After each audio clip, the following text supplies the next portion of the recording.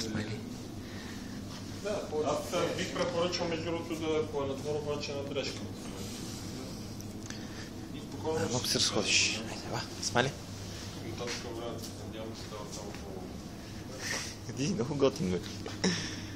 Пухчово. Надвор е по-добре, защото с хигиената, защото се движи повече. Синочко. Много хубави очи имаш, бе. Айде малко се разходиш.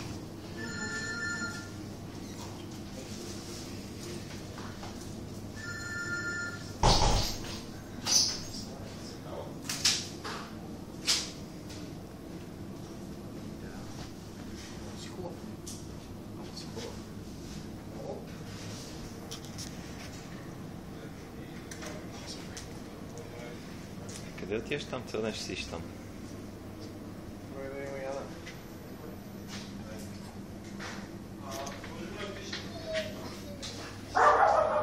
Смайли. Направо ще на две дължини, докато сме тук.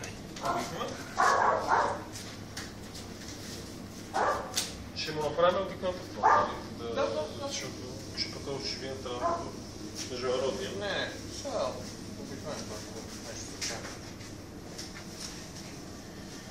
Че?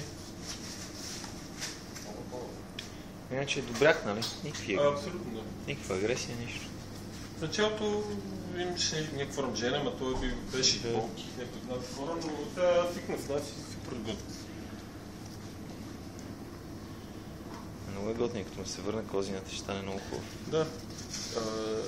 Тази атрофия тук на мускулите и верен неврологичен проблем. Като се вижда всички жили и това нещо, може да стане по-фал в задницата, но ако той ходи повече ще ги... Да, ще се задържи ключето. Той ако ходи повече ще стане много по-бързо, нали така възстановявам. Ми само пресня хората дали... Дали другите кучета са вакцинирани, това не е огромен проблем, нали? Другите, ама просто защото кучета и хора и... Смайли, тук. Напри на дължина малко.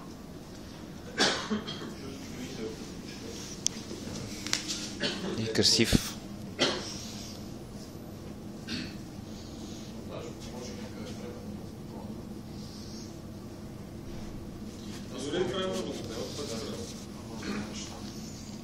Смайло.